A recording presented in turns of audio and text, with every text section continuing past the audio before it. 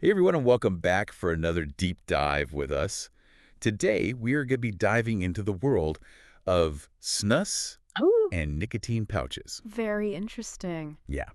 So joining me today to help us navigate this world is, well, let's just say, Sure. an expert when it comes to smokeless tobacco. Huh. Huh. I think I can handle that title. Excellent. Yeah. So to guide our deep dive today, we are using a website that actually sells snus and pouches. Okay. And full disclosure, this was not something that was really on my radar before. Right. But, that's the fun of these deep dives, right? We just kind of Yeah. pick something and jump in and see what we can learn. Absolutely. I think you'll find this one pretty interesting. We're going way beyond just like products here. Okay. We're going to get into history. We're going to look at culture. We're going to talk about this whole harm reduction debate. Oh, wow. It's a global story with some Okay. interesting twists. I am very intrigued now. All right. So, first things first. Yeah. What exactly is snus? So the website mentions moist tobacco that you put under your lip. And All right. I got to be honest, my imagination's kind of running wild with that description. Okay, let's maybe rein in that imagination a little bit. Okay. So picture this. You've got American dipping tobacco, Okay. but it goes on like a Scandinavian vacation. It ditches the spitting habit, Okay. and it gets a much smoother vibe. Right. That's snus. Okay. It's finely ground tobacco. It's often flavored.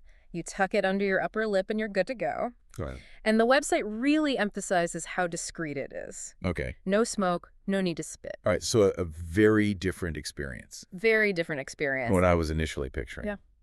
So less messy than you thought. Yes. Much less messy. Okay. Okay. So then the website also talks about these things called nicotine pouches. Right. Are those basically the same concept, just without the tobacco? Yeah, you got it. You're spot on. Okay. Nicotine pouches are like snus's modern cousin. Okay. They're embracing that whole tobacco-free trend. Right. So it's the same placement under the lip, same nicotine hit, Oh. but without the actual tobacco leaf. Okay. We'll get into like all the nuances and differences a little later. Okay. So snus has the tobacco pouches don't. Yeah, Got it. simple enough. But here's something that surprised me. Okay. This whole snus thing, like it has history. It does. I thought it was like a new fad or something. Oh, no. Okay. Snus is deeply rooted in Swedish culture. Really? Goes all the way back to the 1800s. Wow. And like a key player in all of this is this company called Swedish Match. Okay. They're a major manufacturer, Mm-hmm. and they've been around basically since the very beginning of snus. So it's practically a Swedish institution? It really is, yeah. That's wild. It makes you wonder how something so niche became this international product. Exactly. Yeah. How did that happen? So that's the really fascinating part, is that Okay. it's not just a Swedish thing anymore. Right. Like snus is available worldwide now. Which brings up this whole other set of questions about global impact and all that. Right. But I think to really understand the impact, you have to understand like the cultural weight.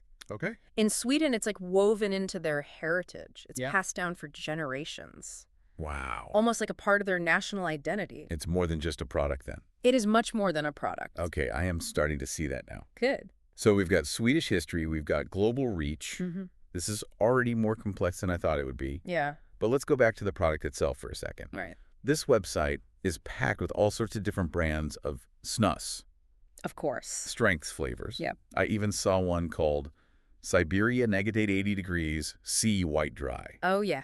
And it has 43 milligrams of nicotine per gram. That's a lot. I was floored when I saw that. Yeah. What is the deal with all this variety? Okay, so it's kind of like anything else, like snus has evolved Okay. to cater to different tastes. And let's be honest, Yeah. different levels of nicotine tolerance. Okay? So the strength mainly comes down to the nicotine content, Right. which you clearly noticed Yeah. with that Siberia Ash 80. Yeah. That one is known for its extreme strength. 43 milligrams per gram. Yeah. I can't even imagine starting with that as like a first-time snus user. No, that's definitely not for beginners. Why would anyone need something that strong? Well, it's a niche market for experienced users who've built up a tolerance. Okay. But it really shows how diverse the world of snus is. Okay. And remember those nicotine pouches we were talking about? Yes. Some brands like Pablo and R4 Mm-hmm. are offering pouches with up to 50 milligrams per gram of nicotine. 50. Yeah. That seems excessive. What's the point of going that high? Well, it's about choice, isn't it? Okay. Whether you're going for the traditional snus or you're looking at these newer pouches, Right. there's just a whole spectrum of strengths and flavors out there. Okay. Some people prefer a milder experience. Some people want that really intense nicotine hit. It's all about personal preference. All right, so there's something for everyone. There is. But here's where things get a little confusing for me. Okay. The website talks about snus as a harm reduction strategy, Okay. especially compared to smoking cigarettes. Mm-hmm. They even cite studies backing this up. Right. But how true is that really? Yeah. Like, where does the science actually stand on all this? Okay. That is a crucial question. Yeah. And as with most things related to health, it's not a simple answer. Right. First, we need to define harm reduction. Okay. It doesn't mean safe. Right. It's about acknowledging that people are going to engage in risky behaviors. Okay. And instead of just saying, don't do it, Yeah. you try to offer less harmful alternatives. I see. So with snus, the argument is that it eliminates the combustion and the tar Yeah. that you find in cigarettes. Yeah. And that's where some of the biggest health risks from smoking come from. So taking away those elements could theoretically reduce the risks. That's the idea. Is that what the research is showing? Some research points in that direction, Okay. yes. Okay. Studies have found that snus users have a lower risk of developing those smoking-related diseases, Okay. like lung cancer, for example. That makes sense. However, Yeah. and this is important to remember, Okay. the debate is far from settled. Okay. Some studies actually link snus to other health risks, Such as like pancreatic cancer Oh, wow. and heart disease. So it's not just a good versus bad.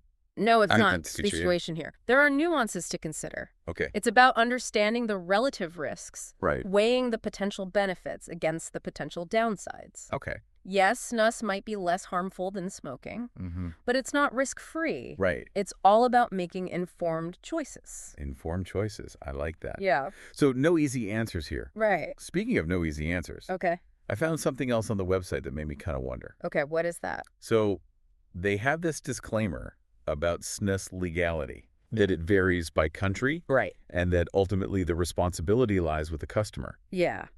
So I guess my question is snus like some kind of underground product? It's not exactly underground, Okay. but it is definitely tangled up in regulations. Okay. Remember we mentioned that EU ban? Yeah. That's a big one. Right. Tobacco-based snus is illegal in most of the EU, Uh-huh. but nicotine pouches are allowed.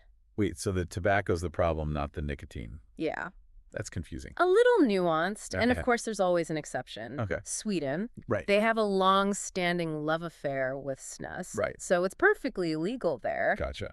But for other countries, it gets tricky. Okay. And I think the website's disclaimer is more about legal protection for them Oh. than anything shady. Okay. They can't be held responsible if someone orders a product Right. that's banned where they live. So buyer beware, basically. Yeah, pretty much. Yeah.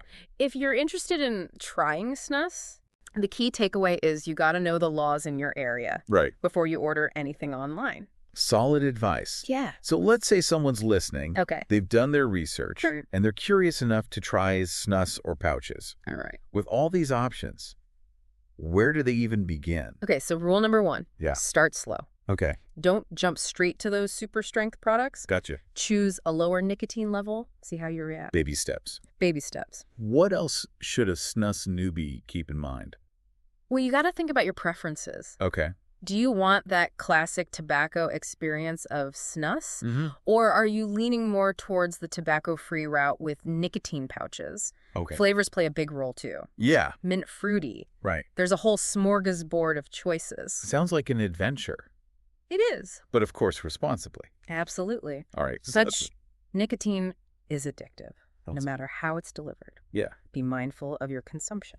And if you're considering snus or pouches as a way to quit smoking, Yeah. talk to your doctor Yeah. about using them as part of a harm reduction strategy. That is great advice. Thank you. Wow. We have covered a lot of ground already. We have. And it's clear there's a lot more to this world of snus Yeah, than meets the eye. for sure. What I'm finding fascinating is we've gone from like, what is snus? Right. To uncovering this complex history, Yeah. the cultural impact, Mm-hmm. the whole debate around harm reduction. It's fascinating. It really is. It is. It's making me think about the bigger picture here. Yeah. What are the ethical considerations surrounding all this? A very important point. Yeah. It's one thing to look at the science and the risks, Yeah, but the ethical side of things can't be ignored. exactly. Yeah. If snus really is less harmful than smoking, Mm. should it be more readily available? Right. Should it even be promoted as a safer alternative? Right. Or could that lead to more nicotine addiction, especially among young people who might not have even started smoking otherwise? Absolutely. That's the million-dollar question. Yeah, and there's not an easy answer. Yeah. On one hand, if we can reduce the harm caused by smoking, Mm-hmm. shouldn't every option be on the table, Yeah. even if it means embracing something like snus? Right. But then on the other hand, Yeah. are we risking a new generation of nicotine addicts? Right. Even if it's a less harmful form of addiction? Exactly. It's a tough dilemma. It is. No clear solution. Not an easy one. And honestly, it's something I'm still wrestling with myself. Sure. What do you think? It's a tough one. Do the benefits of harm reduction Mm-hmm. outweigh those ethical concerns? It's something to think about Absolutely. as we delve deeper into this world of snus. Let's do it. Yeah, it's a question with a lot of layers, for sure. Yeah. It makes you realize this whole topic goes way beyond just personal choice. We're talking Right. about public health, societal norms, even corporate responsibility. It's a lot. Yeah, the big web we're untangling here. It really is, and it's fascinating how snus itself has, changed over time. It has. The website was talking about how what we consider snus today Right. is pretty different from, the early days of snus. Yeah. That really piqued my curiosity. What was it like back then? So picture this. You've got your finely ground tobacco, Okay. but instead of those neat little pouches, Yeah. it's loose. Oh, wow. You'd have to pinch some and tuck it under your lip. That sounds messy Yeah. and not very discreet. Not the most discreet way to enjoy your tobacco. No. But over time, things evolved. Okay. Innovation brought us portioned snus. Okay. Those pre-packed pouches that we see today Right. make the whole experience cleaner, more convenient.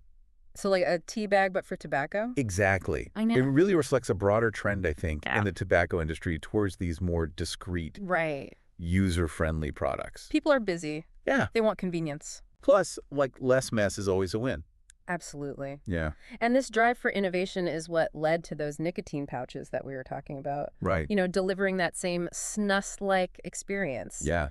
But without the actual tobacco leaf. Right. The tobacco-free option. Exactly. It feels like the industry is trying to appeal to a wider range of people, Yeah. including people who maybe want a less harmful option or a less traditional option. Yeah. That's a great observation. Yeah. It's really fascinating to see how these new products are kind of shaping the global market. Yeah. As snus gains popularity outside of Sweden, Right. I think those newer products are playing a big role in that. It's a great example of how cultural tastes Yeah. and technological advancements can come together Absolutely. to create new markets, new trends. Yeah, it's like a recipe for change. Exactly. Speaking of change, the variety of snus and nicotine pouches today is mind-boggling. Oh, yeah. The website lists flavors ranging from classic mint and tobacco to more exotic options like coffee cola, even whiskey. Whiskey-flavored snus. Yeah.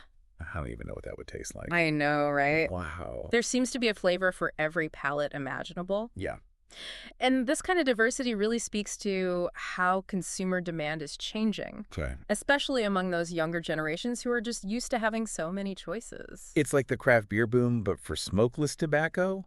Yeah, I like that. Everyone's got their own Yeah, signature flavor, their own preference. absolutely. Consumers want options. Yeah. They want to personalize their experience. Right. And that variety goes beyond just flavors. Okay. You've got various nicotine strengths, too, Right. from mild to, Yeah. well, let's just say pretty intense. Yeah, we talked about those super strength products earlier. We did. The Siberia, with its 43 milligrams of nicotine, Yeah. and then the Pablo and R4 pouches Mm-hmm. with a whopping 50. It's a lot. It's kind of like a choose-your-own-adventure, but Yeah. with nicotine. Yeah. Right. But it's important to remember, Yes. those high-strength products are for experienced users. Right. Someone new to snus or pouches Yeah. should always start with a lower strength. Good advice. It's like trying hot sauce. Yeah, You wouldn't start with the hottest one on the shelf. exactly. You work your way up. You got to work your way up. Exactly. All right. It's all about finding what you enjoy Yeah. and, most importantly, Yeah. using it responsibly. Speaking of responsibility, the Right. website also talked about the regulations surrounding snus. Yeah. It sounds like there are a lot of rules depending on where you are in the world. Yeah, we touched on this a little bit earlier, Right. but it's worth repeating. Okay. That EU ban on tobacco-based snus is a major factor. Yeah. Even in places where snus is legal, Yeah. there are often limitations on like sales and marketing, Oh, wow. even where you can use it. Interesting. It's a reminder that these seemingly simple products Yeah. can be subject to complex regulations, Right. especially when it comes to Of tobacco. course. Yeah. So for our listener, the takeaway is clear. Yeah, Know the laws in your area absolutely. and make sure you're getting your snus from a reputable source. I'm sure. Nobody wants to end up on the wrong side of the law for a pouch of snus. Yeah, no one wants that. All right, so we've talked about history, evolution, regulations. Well, What about the cultural significance? Yeah. Why has snus remained so popular in Sweden for so long? That is a great question. It seems like there's a deeper story here, Yeah. beyond just practicality or personal taste. Exactly. In Sweden, snus isn't just a product. Okay. It's ingrained in their traditions and their social norms. Okay. It's been passed down for generations. Wow, For many Swedes, it's a part of their cultural heritage. that's incredible. It is. It really highlights how cultural context shapes our choices and behaviors. You hit the nail on the head. Yeah. To understand snus's enduring popularity, you have to understand its cultural significance. Especially in Sweden. Okay, well said. Thank you. We've explored so much already. We have. The history, the science, the culture, It's a lot. the legal side of things. Hmm. I feel like we've really dived deep into this world of snus. We've definitely gone from what is snus Yeah. to a much deeper understanding. Yeah. It's amazing how much there is to learn about something that at first glance seems so simple. Exactly. But before we wrap things up, Okay. I want to shift gears for a moment Right. and address something that's been kind of on my mind Yeah. throughout this whole discussion. Sure. The ethics of harm reduction. Ah, a crucial point. Yeah. Yeah, it's one thing to talk about the science and the risks, Right. but those ethical considerations are just as important. Right. If snus really is less harmful than smoking, Mm-hmm. should it be more widely available? Yeah. Should it even be promoted Right? as a safer alternative? Right. Or does that risk normalizing nicotine use Of course. and potentially creating new addictions, especially among young people Right. who might not have even picked up a cigarette otherwise? Yeah, that's the million-dollar question, isn't it? It is, and there are no easy answers. There aren't. Some people argue that even promoting snus as a harm reduction tool Right? could unintentionally lead to more people, especially young people, becoming addicted to nicotine. It's a valid concern. It's Yeah. one that's often brought up. It's that classic gateway drug argument, Yeah. and it's not something we can just ignore. No, we can't. But then on the flip side, Yeah. for people who are already hooked on smoking, Right. snus offers a potentially less harmful alternative. Absolutely. And there's research to support that. Okay. Some studies even suggest that snus can actually help people quit smoking altogether. Wow. Help them transition away from cigarettes completely. So it's all about finding that balance, It is. weighing the potential downsides against the potential benefits. Exactly. And it's not just about the individual consumer. Right. It's about the impact on society as a whole. It is. It makes you question Yeah. how we as a society balance individual freedom Right. with those concerns about public health. Exactly. You know, how do we create regulations for something Right. that can be both beneficial and harmful, Yeah. depending on how it's used? Yeah. These are questions policymakers and health experts are grappling with Around the world. worldwide. Yeah. It's a reminder that there are rarely simple solutions Right? when you're dealing with these kinds of issues. Oh, It requires thoughtful consideration, yeah, open dialogue, absolutely. and a willingness to acknowledge the complexity of the situation. Well said. Yeah. It highlights the importance of making informed decisions, Mhm. both as individuals and as a society. Right. We need to understand the science, we need to weigh the ethical implications, Yeah. and we need to have honest discussions to navigate these issues effectively. I couldn't agree more. And, that's what these deep dives are all about. That's right. Encouraging our listeners to think critically, Yeah, explore different perspectives, absolutely. and ultimately form their own educated opinions. It's about giving them the tools Right. to make those decisions for themselves. We're not here to give easy answers. No. We're here to spark a conversation. Exactly. And when it comes to snus, Yeah. this conversation is far from over. Right. As research continues, as societal attitudes evolve, our understanding of its role in tobacco harm reduction Right. will undoubtedly change too. It's an exciting journey to be a part of, It is. wouldn't you say? I would. Who knows, maybe we'll revisit this topic down the road, Maybe we will. see how the landscape has shifted. Yeah, But for now, I think we've given our listener I think so. plenty to think about. And chew on, so to speak. Exactly. We've covered a lot of ground today. We have. We've explored the history, the Yeah. science, the culture, the regulations, even the ethical consideration. It's amazing how much depth there is It is. to something that Yeah. at first glance seems so simple. Yeah, you're right. It's like peeling back the layers of an onion. It is. And speaking of layers, Okay. I think we've reached a point Yeah. where it's time to move into the final part of our deep dive. Sounds good. We'll be back in a moment to wrap things up Okay. and offer some final thoughts So, on this fascinating world of snus.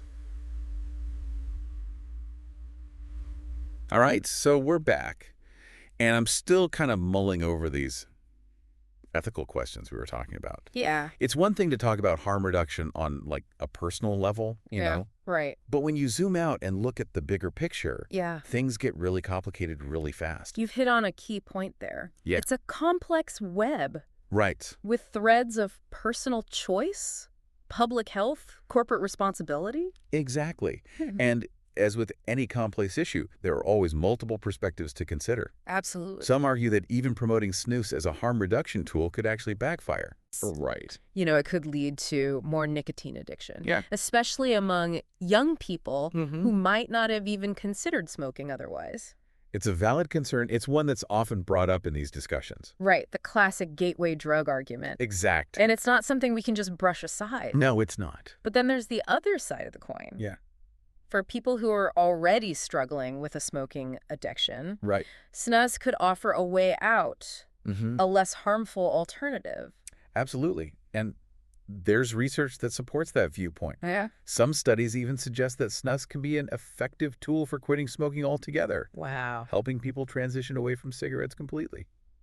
So it really is a balancing act, It is. weighing the potential downsides against the possible benefits. Exactly. And it's not just about the individual consumer either. No. It's about the impact on society as a whole. It is. It makes you think, how do we as a society balance individual freedom Yeah. with those concerns about public health? Right? How do we create regulations Exactly. for a product that could be both beneficial and harmful, Mm-hmm. depending on how it's used? Yeah, these are the types of questions that policymakers and health experts Right. are grappling with around the world. It's a good reminder that there are rarely simple solutions when you're dealing with these kinds of issues. There really aren't, no. You know, it requires thoughtful consideration, Yeah. open dialogue, Yeah, a absolutely. willingness to acknowledge the complexity of the situation. Well said. Right. And I think it really highlights the importance of making informed decisions, Mm-hmm. both as individuals and as a society. For sure, we need to understand the science. Yeah. We need to weigh those ethical implications Right. and engage in these productive discussions to navigate these complicated issues effectively. I couldn't agree more. And, you know, that's what these deep dives are all about. That's right. Encouraging our listeners to think critically, explore different perspectives, Absolutely. and ultimately form their own educated opinions. It's about empowering them with knowledge Right. so they can make informed choices. Exactly. We're not here to give easy answers. Well- we're here to spark a conversation. Exactly. And when it comes to snus, I don't think that conversation is over. I agree. As research progresses, as societal attitudes evolve, our understanding of snus and its role in tobacco harm reduction will undoubtedly change too. It's an exciting journey to be a part of. It is. Who knows? Maybe we'll revisit this topic down the road. Maybe. See how the landscape has transformed. Yeah, it'd be interesting to see what's changed. But for now, I think we've given our listeners plenty to think about and chew on, so to speak. I think so. We've covered a lot of ground. We have. We've explored the history, the science, the culture, the regulations, even the ethical considerations. It's amazing how much depth there is to something that at first glance seems so simple.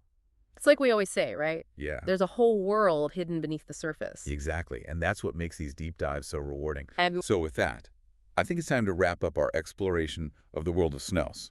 all right. But before we go, I want to leave our listeners with one final thought. Okay. We've talked about the science, the culture, the ethics. Mm-hmm. But what do you think? What do I think? If snus really does have the potential to reduce the harm caused by smoking, Yeah. Should we be doing more to explore that potential? Or are the risks just too high? That's a good question. There are no easy answers, No, but it's a question worth pondering, I think, it is. as we navigate this ever-evolving landscape of tobacco use and harm reduction. Absolutely. So keep exploring, keep questioning. Keep those brains engaged. Exactly. And of course, be sure to check out the source material we've provided for this deep dive. Yeah, there's a wealth of information out there. There is. Just waiting to be discovered. Thanks for joining us.